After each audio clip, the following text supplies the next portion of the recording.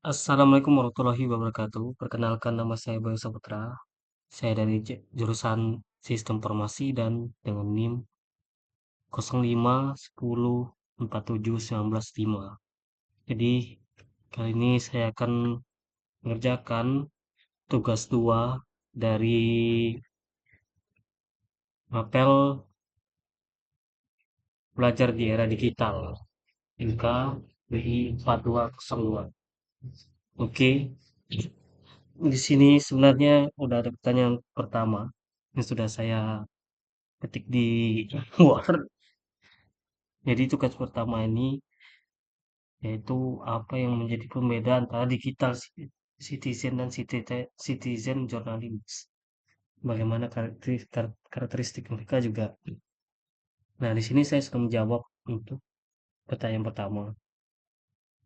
Dan untuk yang pertanyaan kedua itu diperlukan record di laptop atau komputer. Nah, di sini tugasnya adalah buatlah media pembelajaran digital menggunakan Microsoft Suite. Dari jawaban Anda pada nomor 1, tuliskan linknya pada form jawaban Anda. Nah, nanti jawaban ini merupakan link dari video ini nanti. Dan ini referensi yang saya ambil untuk menjawab tugas-tugas yang yaitu pertanyaan yang pertama tadi. Oke, mari kita mulai buka itunya, MS Suite-nya. Dari sini saya sudah buka MS Suite-nya. Itu gambar kita cari aja di sini. Kayak karena di sini tuh saya cari aja gambar backgroundnya bagus ya.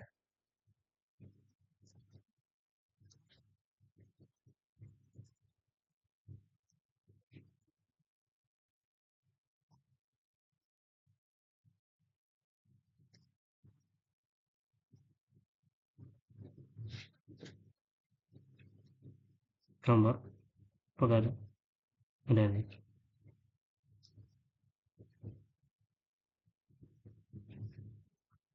Oke, mari kita ambil ini, tambahkan ke sini dan kita beri judul. Judul adalah perbedaan. Oke, bisa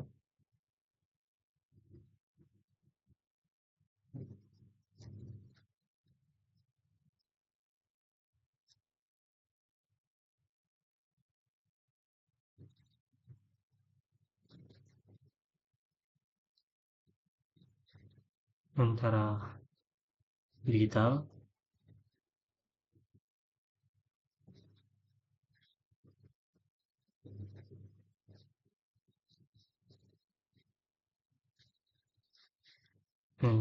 disebut dengan pakai dan aja dan citizen journalism. Citizen journalist journalism.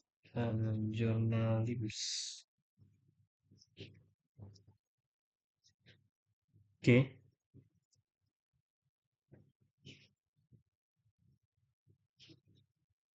terus tambah lagi di bawahnya. Mungkin teks ya sini.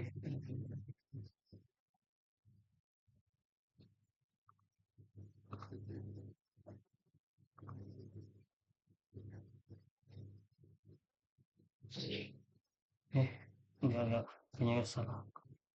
Ditambahkan lagi gambar mungkin sini. Nah, kita cari dulu hmm, digital.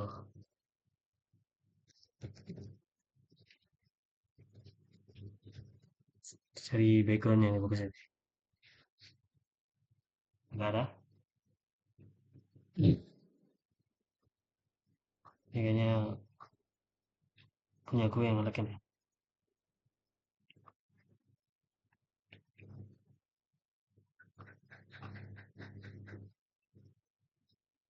Tambah situ.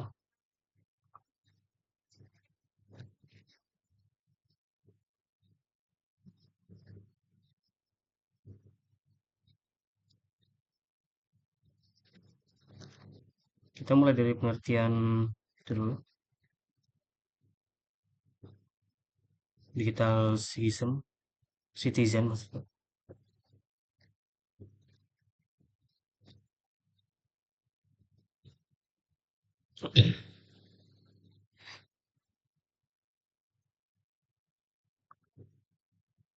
Oke, mari kita mulai dari teksnya.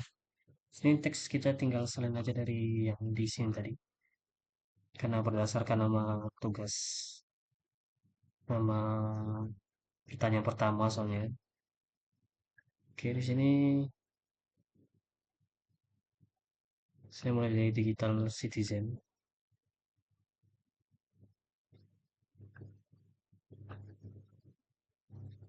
Oke, penjelasan dari saya memang nggak panjang, cuman menurut saya udah pas gitu aja. Kita pasti sini ya. Ini jawaban saya memang pendek, cuman memang sebenarnya ini inti dari digital citizen menurut saya, yaitu etika, sikap dan tanggung jawab yang harus dimiliki oleh seorang pengguna teknologi digital dalam menggunakan ya teknologi digital ini dengan bijak menurut saya. Oke, tambah lagi. Lalu kita tambahkan, ini kok judul ya? Gambar mungkin. Gambar lagi. Terus kita lanjut ke pengertian itu. Untuk citizen journalism,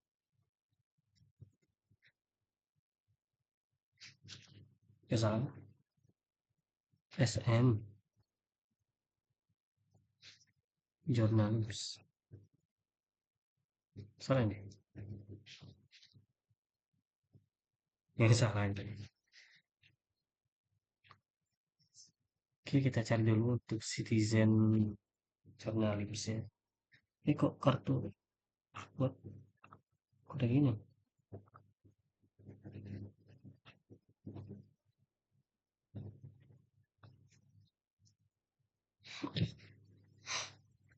Mari kita cari gambar yang sesuai dengan ya, citizen journalism.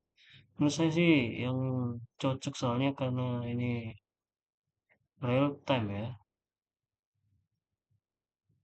Ini cocok sih. Menurut saya ini sih.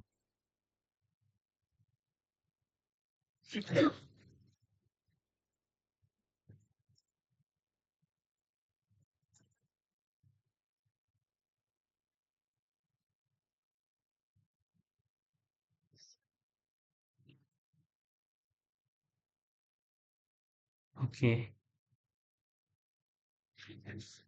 mari kita buat teks. Di sini menurut saya sih citizen journalism ini kayak ini memang udah banyak di Indonesia sih. Kayak pas saya buka-buka Facebook atau apa ya media sosial itu udah banyak banget berita-berita saya real time kayak kecelakaan atau apa gitu kan. Itu divideokan aja sama mereka. Dan kadang juga ada kayak kerusuhan atau apa itu kan yang kita nggak tahu kejelasan asli dari ya berita tersebut atau sudut lain dari orang lain kan. Siapa tahu mungkin yang disampaikan sama pemosting berita tersebut ya berbeda.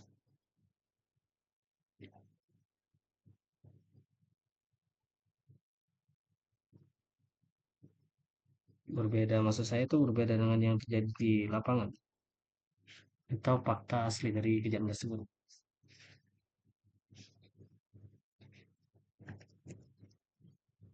Ini kalau saya ketik bahasa Indonesia nyambung nggak ya? Ada nggak ya? Aduh, translate dulu Mas. Translate.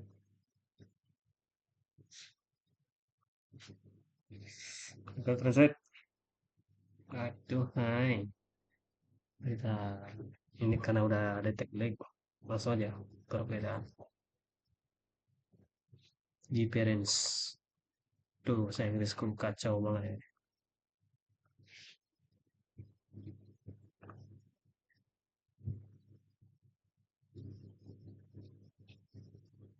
Kakak ada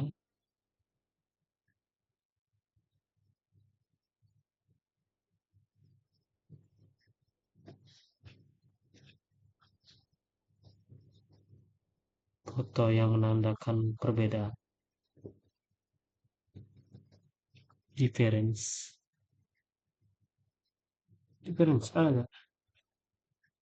Wow, susah banget nyari foto difference ini ya.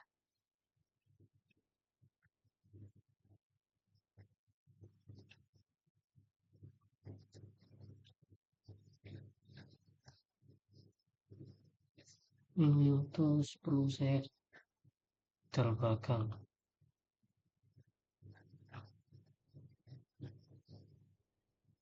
Teknologi.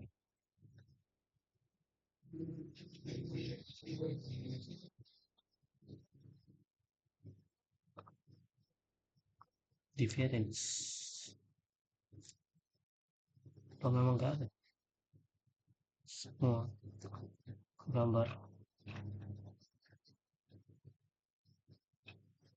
nggak ada ini difference.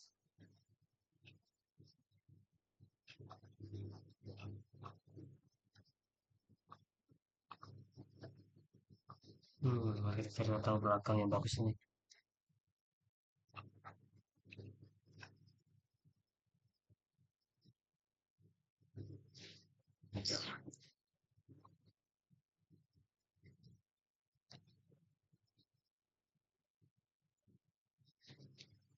Memang nggak ada ini perbedaan.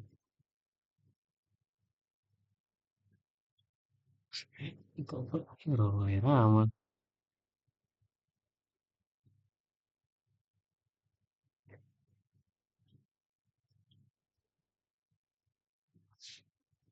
Aduh, kayaknya itu sih. Gambar nggak usah nih.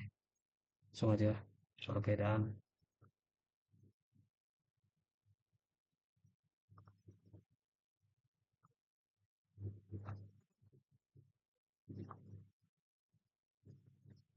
Mungkin memang yang di Sui saya nggak akan terlalu menarik sih. Cuman ya saya sudah berusaha untuk sebisa mungkin membuat Sui saya ini menjadi lebih menarik. Ya, seperti ini. Kita lihat di desain. Kok langsung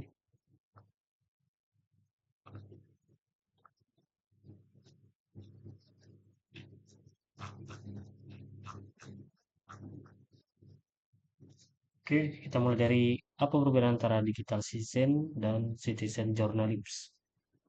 Itu saja. Di sini kita penjelasan dulu. Digital citizen, ya digital citizen ini merupakan sebuah konsep, ya, yang mencakup perilaku, sikap, dan etika yang harus dimiliki oleh seorang individu ketika menggunakan teknologi digital, terutama saat berinteraksi di dunia maya. Jadi, jika Anda orang yang sering menggunakan media sosial, tentu saja Anda harus mempunyai etika, sikap yang baik, dan perilaku yang baik juga, agar tidak menimbulkan masalah, terutama masalahnya di dunia nyata Anda. Ya, jadi pentingnya untuk menjaga etika, perilaku, dan sikap ini sangat penting agar tidak membuat konsekuensi yang berat bagi Anda jika terjadi masalah nantinya. Jadi konsep ini mengajarkan kepada kita bahwa perilaku di dunia maya memiliki banyak konsekuensi nyata. Nah, konsekuensi nyatanya ini bisa jadi ya kayak hukum sosial, yang bisa saja ya membuat kehidupan Anda jadi hancur. Ya kayak banyak sekali berita-berita yang menceritakan konsekuensi dari media sosial yang benar-benar membuat saya menjadi takut untuk sembarangan menggunakan media sosial ini karena memang konsekuensinya itu sangat fatal. Apalagi kalau sampai dihukum sosial ya, dapat hukum sosial, susah banget itu.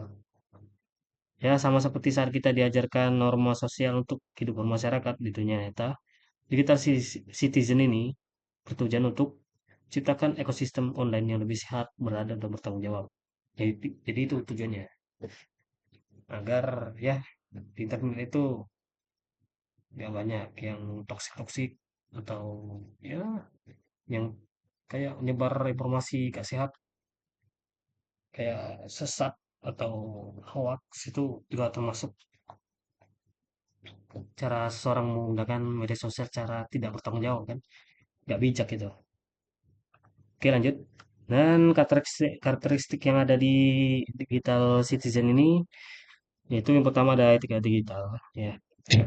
Karakteristik pertama adalah etika digital ini, etika etika digital ini merupakan pemahaman tentang cara untuk menghargai privasi orang lain, tidak menyebarkan informasi yang sesat, hoax, dan menjaga reputasi. Yang seperti kata saya tadi, tidak boleh menyebarkan informasi yang sesat dan hoax. Yaitu adalah cara salah satu untuk menjaga etika baik di media sosial ya. Apalagi sampai menyebarkan itu privasi orang lain itu gak bagus banget. Jadi hargailah privasi orang lain, tidak menyebarkan informasi sesat atau hoax, dan menjaga reputasi Anda di media online. Ya. Terus ada literasi digital. Ini mempat sih menurut saya. Literasi digital merupakan pemahaman tentang bagaimana teknologi digital dapat digunakan, memahami manfaatnya dan tantangan yang mungkin akan timbul. Ya tentu saja dalam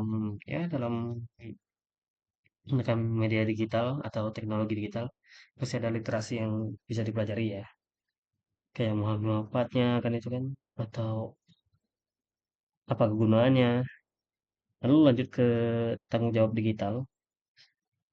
Ya dengan memahami apa itu tanggung jawab digital, Anda akan menyadari konsekuensi ya dari tindakan online dan dalam menggunakan teknologi digital secara bertanggung jawab. Jadi dalam menggunakan teknologi juga ada harus bertanggung jawab ya. Jangan sampai Anda menggunakan teknologi semena-mena sehingga kalian mengabaikan konsekuensi yang bisa saja terjadi akibat dari perbuatan Anda. Perbuatan dan tindakan online yang Anda lakukan di dunia maya ya atau media sosial. Jadi senantiasa ya bijaklah dalam menggunakan teknologi ya, terutama media sosial. Keterampilan digital ya. Ya, menggunakan keterampilan digital Anda akan bisa mendapatkan kemampuan ya. Ini kayak skill ya untuk menggunakan perangkat digital, aplikasi, platform untuk berintegrasi, berkomunikasi dan mengakses informasi. Ya mungkin maksudnya kayak aplikasi software Zoom, kayak Teams, Microsoft Teams itu kan kalau kita nggak ngerti kan cara menggunakannya itu akan membuat kita susah ya. Jadi jika kita paham dengan dan mendapatkan apa itu kemampuan keterampilan digital ini, ya di sini akan membantu Anda untuk menggunakan perangkat digital kayak smartphone ataupun laptop dan ya masih banyak lain. Jadi kalau kita nggak bisa menggunakan perangkat digital ini ya, gimana kita mau itu mengakses media sosial ataupun literasi digital tadi? Atau berinteraksi dengan internet aja itu, menggunakan internet pasti nggak bisa kalau kita nggak ngerti perangkat digital ini atau gaptek. Lalu lanjut berpikir kritis ya. Dengan memahami cara berpikir kritis, Anda akan bisa mengevaluasi informasi online, mengidentifikasi bias, dan membuat keputusan lebih bijak berdasarkan informasi yang didapatkan atau ditemukan ya.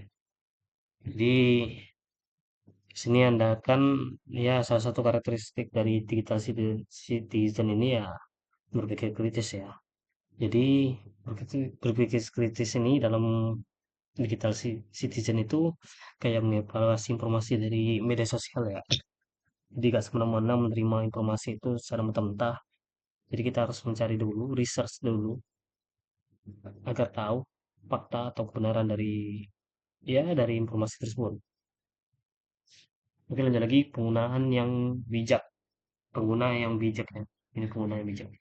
Dengan memahami cara bijak menggunakan teknologi digital, maka Anda akan memanfaatkan teknologi digital ini untuk tujuan yang produktif ya, seperti pendidikan, pekerjaan, dan kreativitas. Dan ini juga sambil menjaga keseimbangan antara dunia nyata dan dunia maya ya.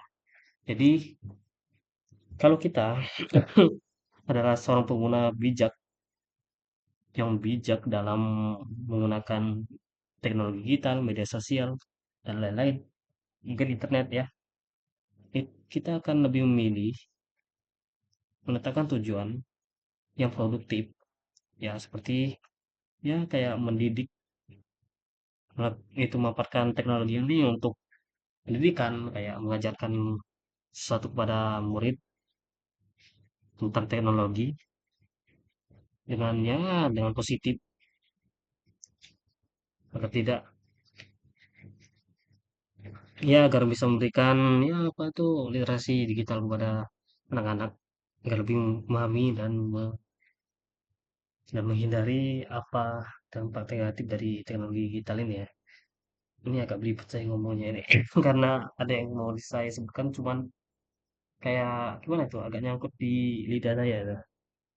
Ya juga teknologi digital ini juga bisa dimanfaatkan untuk tujuan pekerjaan kayak di pekerjaannya teknologi digital ya diperlukan kayak komputer kalau kita mau input apa-apa itu atau mencari informasi ataupun ya sekedar software yang menggunakan internet ya itu perangkat digital diperlukan. Lalu kreativitas. Ya, mungkin kreativitas ini kayak mendapatkan referensi dari teknologi digital ini, kayak media sosial atau apa-apa. Nah, referensi itu bisa menjadi kreativitas kita dalam membuat sesuatu atau mengembangkan ide-ide yang kreatif. Nah, di sini juga ada keseimbangan, maka kita harus menjaga keseimbangan antara dunia nyata dan dunia maya. Jangan sampai ada kecanduan dunia maya ya, atau kecanduan media sosial. Kayak, ya, teknologi digital ini salah satu dampak negatifnya ya kecanduan. Jadi kalau kita kecanduan itu kita bisa ya jadi kurang percaya diri, jadi penyendiri ya. Kita, ya pokoknya dampak negatif itu nggak bagus. Pakai sampai kecanduan itu bisa berbahaya bagi kondisi psikologis kita juga ya.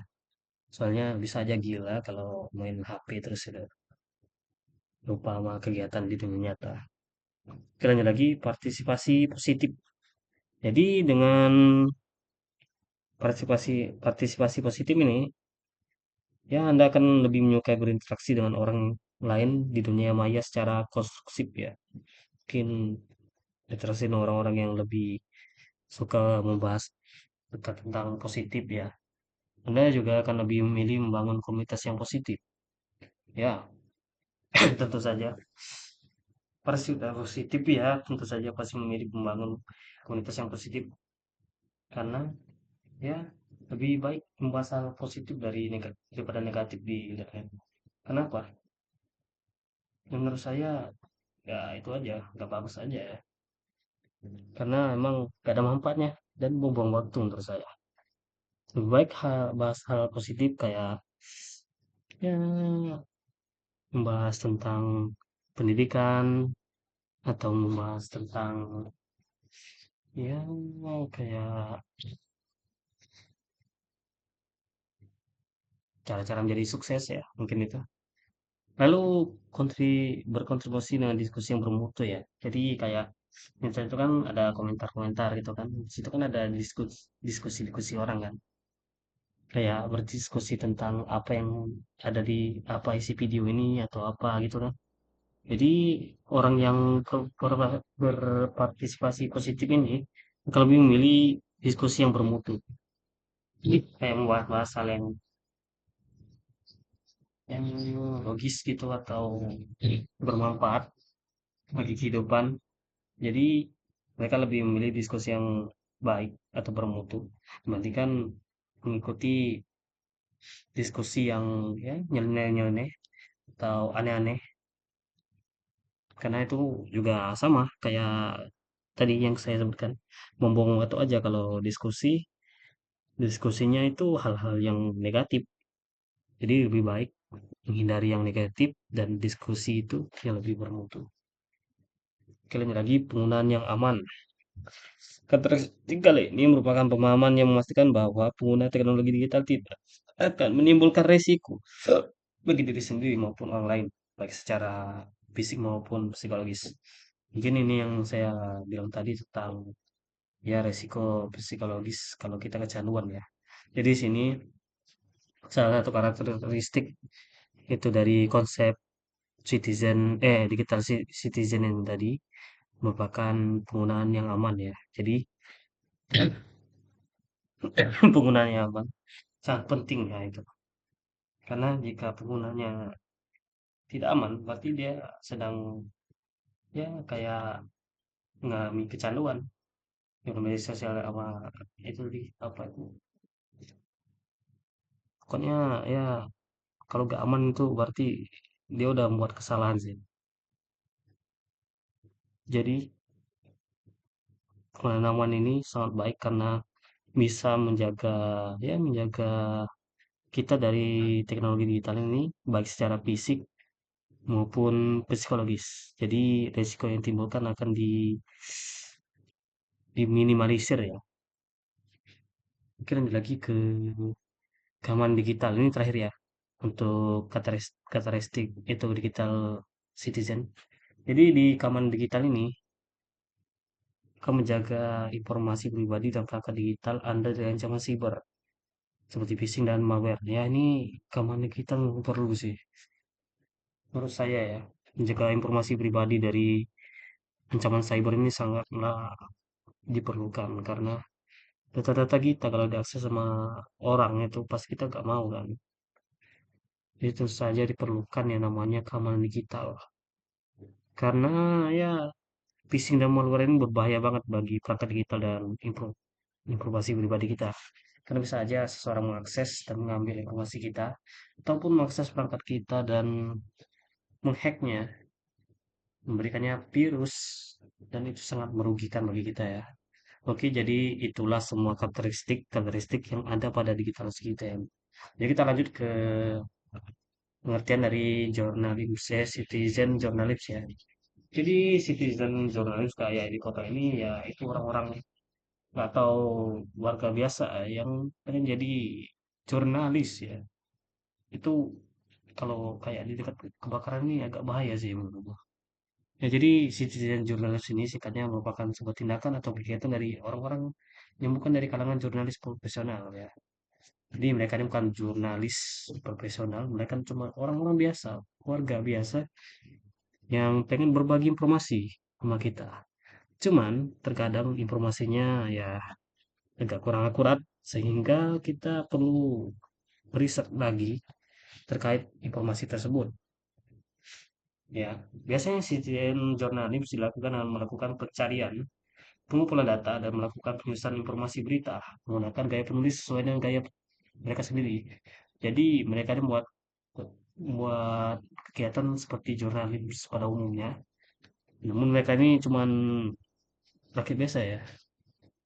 Kayak mereka mengumpulkan data kayak merekam gitu dan melakukan penyusunan informasi berita. Kayak menulis caption menggunakan gaya penulisan sesuai dengan gaya mereka sendiri. Jadi mereka ini menulis caption cerita itu ya sesuai dengan cara bicara mereka atau cara penulisan mereka sendiri. Ya mau itu mereka tulis gue, lu, atau ini terjadi di sini atau gimana itu sesuai dengan penulisan mereka ya. Dalam menyampaikan suatu informasi, mereka citizen jurnalis ini juga memiliki aturan dan akurasi data yang tepat. Ini terbalik dengan jurnalis profesional, karena citizen jurnalis ini lebih menekankan kecepatan informasi yang menjadi penanda utama ya. Jadi biasanya mereka ini merekam langsung dari tempat real time dan langsung menguploadnya di saat itu juga, atau bisa aja live streaming ya, dan menjelaskannya di live streaming mereka itu tentang kejadian apa yang terjadi atau peristiwa apa yang terjadi di sana. Lalu kekurangan dari sistem jurnalis ini sendiri adalah kurangnya pengetahuan terkait isu. Terkadang ya ada aja nih orang yang merekam tanpa tahu kejadian sebenarnya. Maka dari itu, informasi yang disajikan terkadang kurang akurat ya, dan ini jika dibiarkan, hal ini akan menjadi bumerang bagi berita itu sendiri. Jadi bisa aja berita ini malah jadi hoax, dan itu sangat merugikan bagi pembaca dan pembuat. Bisa aja pembuatnya kena itu sanksi sosial ya. Nah, citizen journalism memiliki berbagai karakteristik, yaitu tentu saja partisipasi warga ya.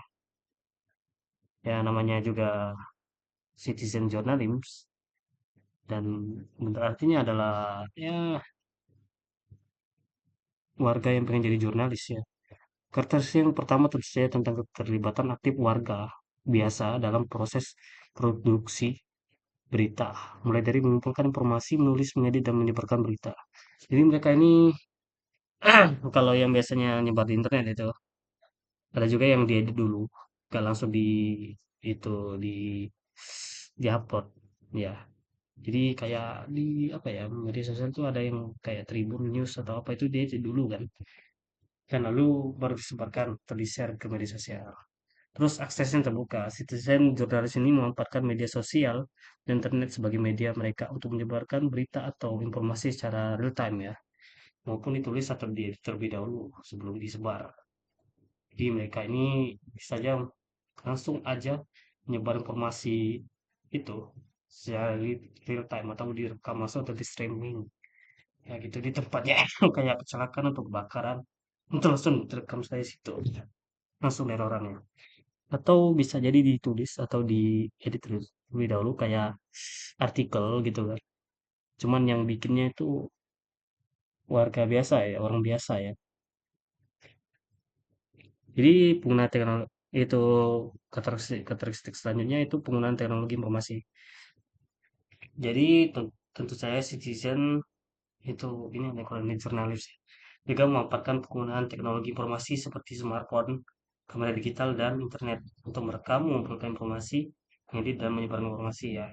Karena di smartphone kita bisa mencari informasi terkait isu tersebut, dan kamera digital kita bisa saja merekam terkait informasi tersebut ya. Dan internet, ya internet ya sama dengan smartphone ya. Di smartphone pasti ada internet. Internet ini adalah tempat yang luas untuk mencari informasi ya.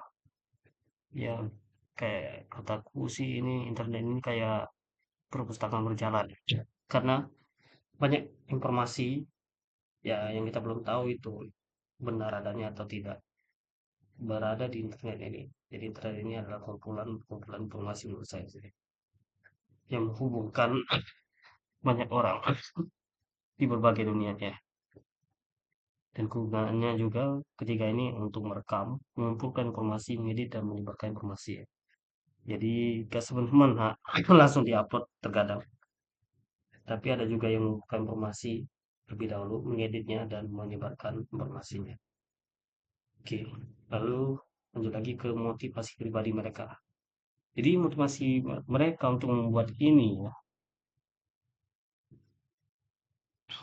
ya, untuk membuat apa itu, untuk menjadi citizen jurnalis ini, biasanya didorong oleh rasa keinginan untuk berbagi informasi ya. Jadi mereka ini pengen berbagi informasi kepada kalian tentang apa itu yang mereka lihat di suatu peristiwa ya, menurut sudut pandang mereka itu menurut saya.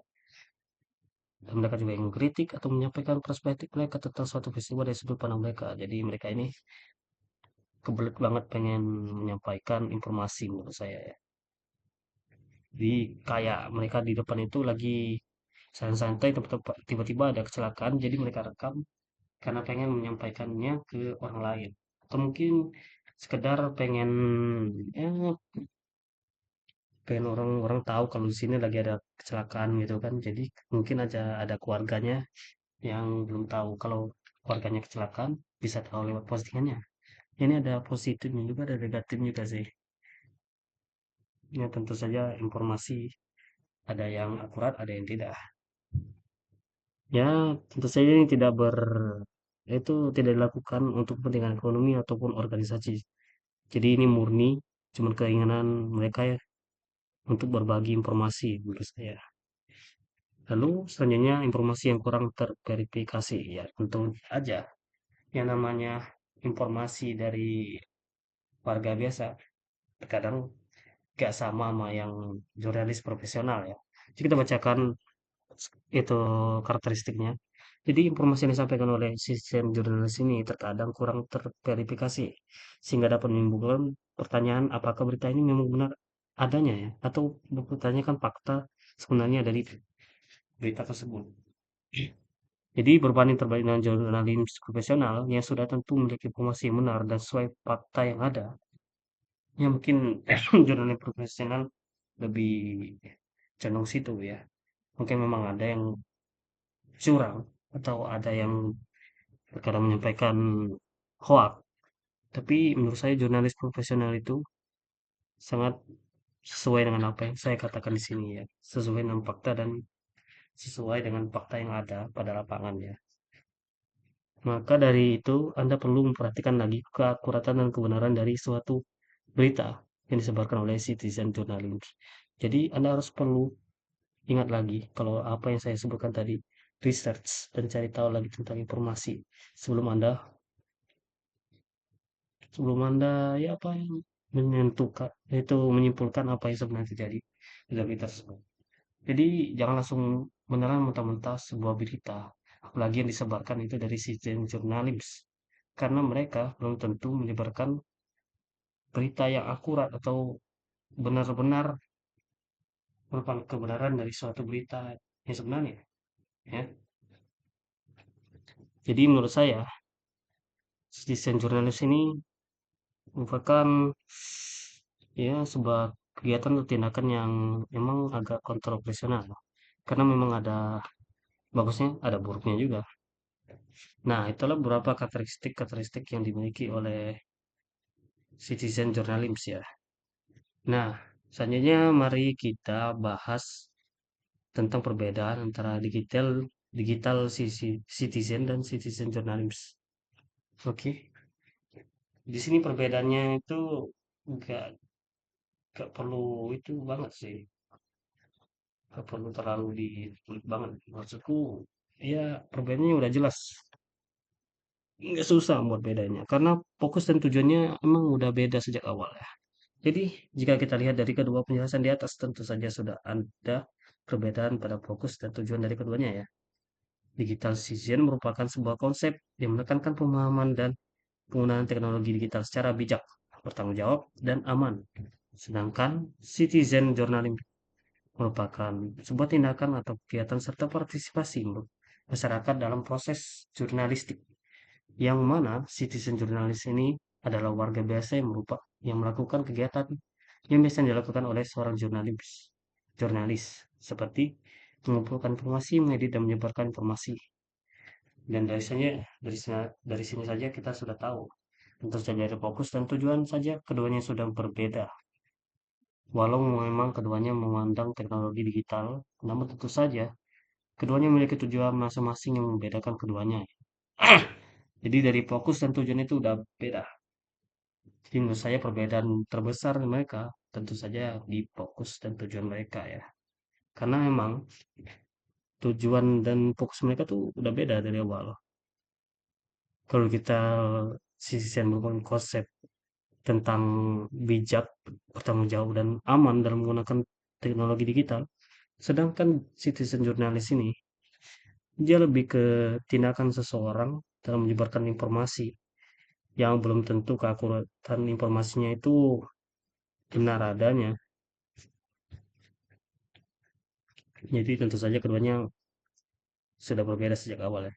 Jadi kayaknya itu aja yang bisa saya jelaskan dalam video ini. Ya mungkin ada kekurangan atau emang jawaban saya yang salah, tinggal di komen di komen di jawab di komen aja. Atau nanti pas saya sudah kirim itu kirim itu video atau tugasnya nanti saya ini pakai PDF nanti kirimnya di e-learning.